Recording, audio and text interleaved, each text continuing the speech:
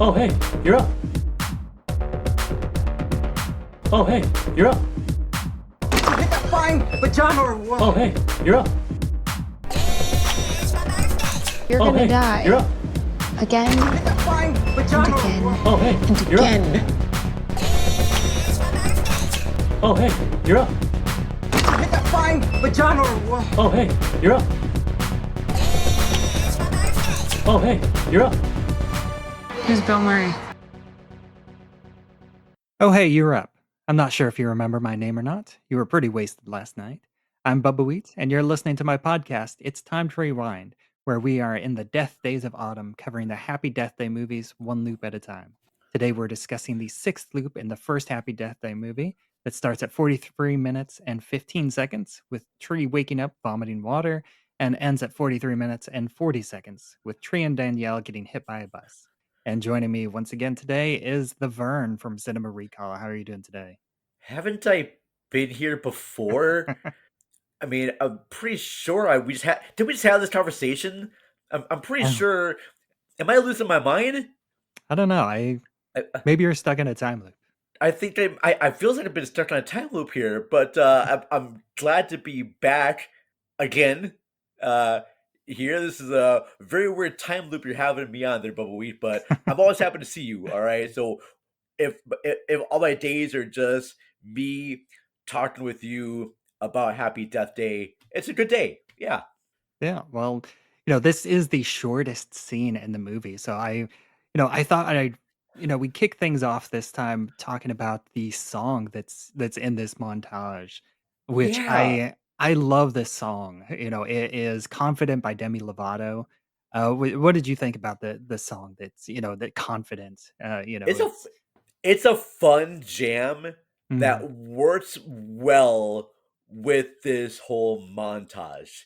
yeah. It's not a song that I'm ever gonna have on my iTunes playlist, but I think it just works so well for the sequence. Even going back to when she's first spying on Tim, I thought that it just works well for each of these other time loops that have happened because the song is called Confidence, and Tree is starting to become more confident in these deaths that she's doing. She feels like Mm. more free to do She's things taking that she control. exactly she feels for free to do things that she probably would have never done before. And I feel like most of her life has just been in this repetitiveness phase. Like I'm a sorry sister, I'm lower class, I'm going to sleep with my teacher, I'm going to get drunk, and I'm just going to wake up and do things over and over again, sort of the same. And because of these deaths that are happening, she's now changing her routines in a way, Mhm. especially during like the last montage that we talked about. She dyed her hair a different color, and she's doing things that she normally Yeah, it's like a wouldn't very do. symbolic, cutting your hair. Yeah, It's typically like, whenever the princess becomes the warrior princess a lot of y- times. exactly. She's doing things for herself and making This small this changes. is Tree going from slut to being girl boss. Yeah. Oh, 100%. Yeah. Uh, Yeah, and I my guess is that you didn't, but I I did want to just briefly mention the music video for the song, which oh, I you'd be didn't watch it.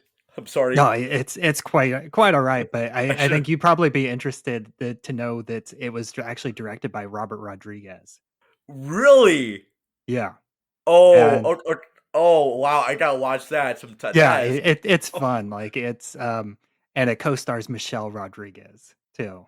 really? Oh my Yeah, it's gosh. kinda like it's like a mini action movie. It's really fun. Yeah, I think it's worth watching. It made me wish that Robert Rodriguez got involved with the direction of this. Like, don't get me wrong, Christopher Landon.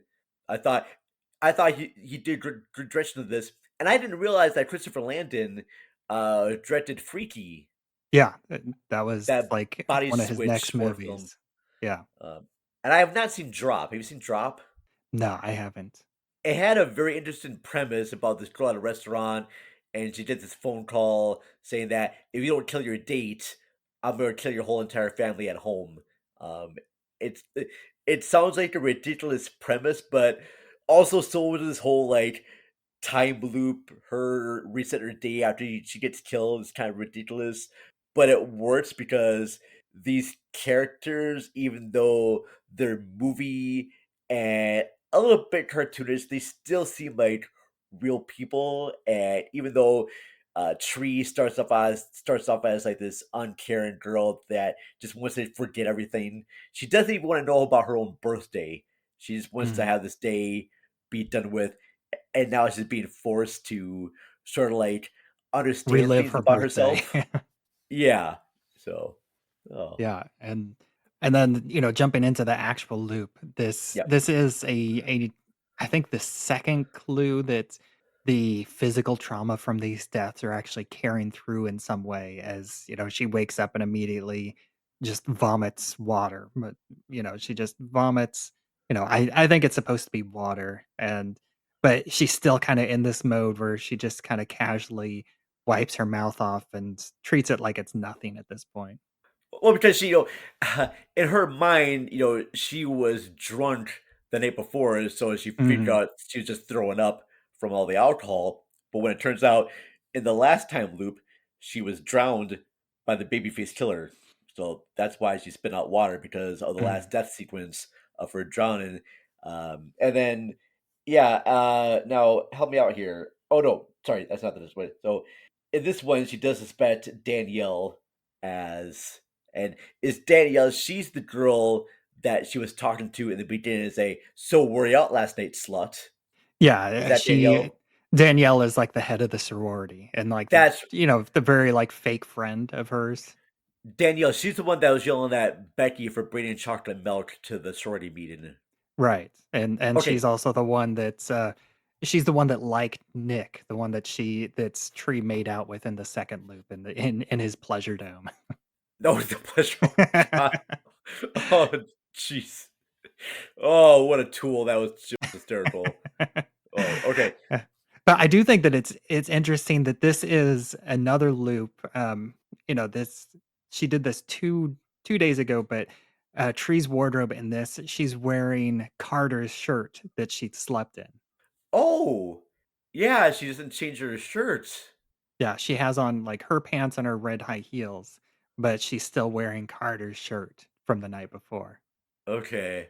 Uh, all right. Yeah, that didn't really put those two together. Okay, that's nice.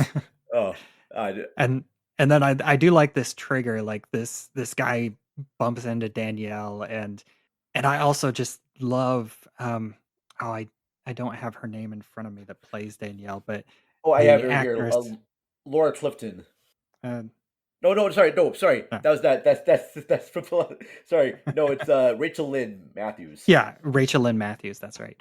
Um, I think she just does this hair flip and smile, like, it just I feel like every actor on this does so much with so little screen time, and just this little hair flip and smile that Danielle does kind of just tells us so much about her character.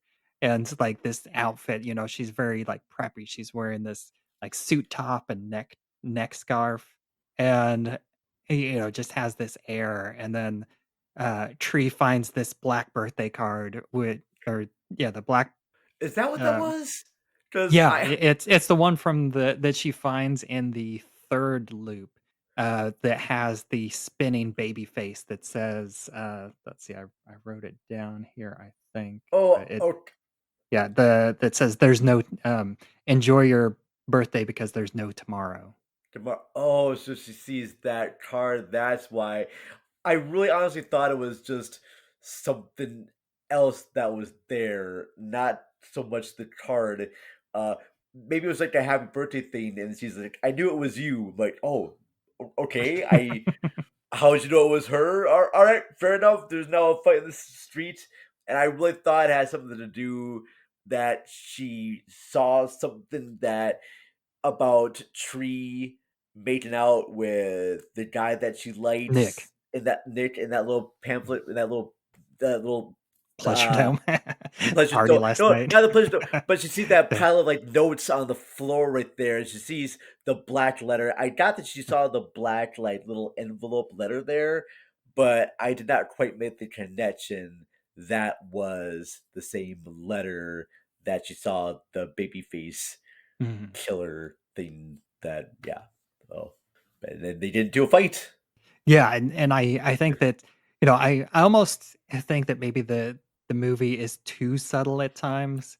Again, because we talked about this last week with Stephanie. We it's hard to make that connection between Stephanie and Gregory's being Gregory's wife. And this time we see that envelope. And I think for some viewers like you that don't notice all these little details, you might not realize that that is the same card. I think I did the first time that I watched it, but I can completely understand I don't because it is very subtle and it's something that's kind of just briefly, we focus more on the card and less on the envelope.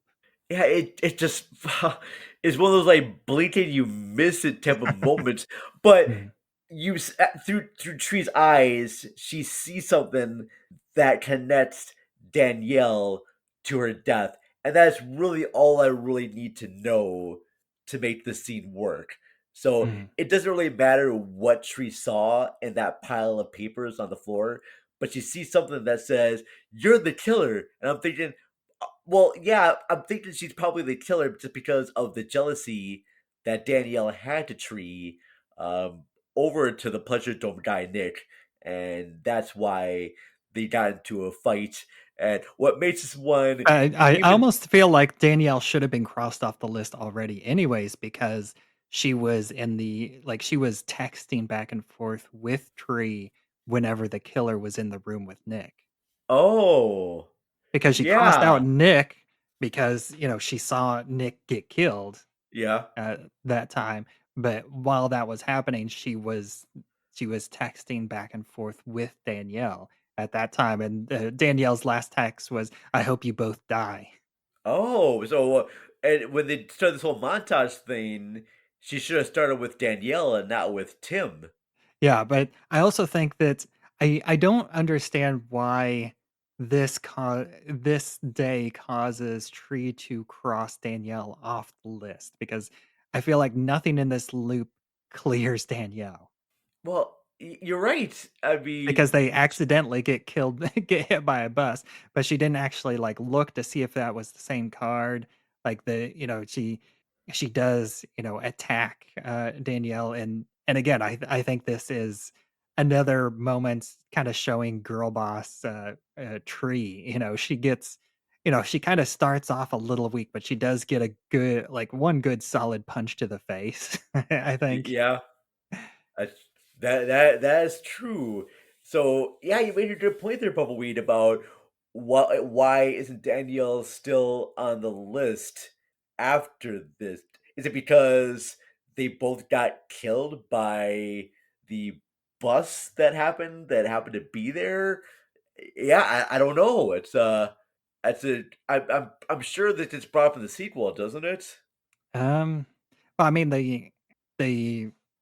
we find out, as I mentioned before, that Lori is the actual killer. So I Oh think, yeah, we do. once Yeah, we get past that, that's that kind of, that's okay. Yeah, fully clears Danielle.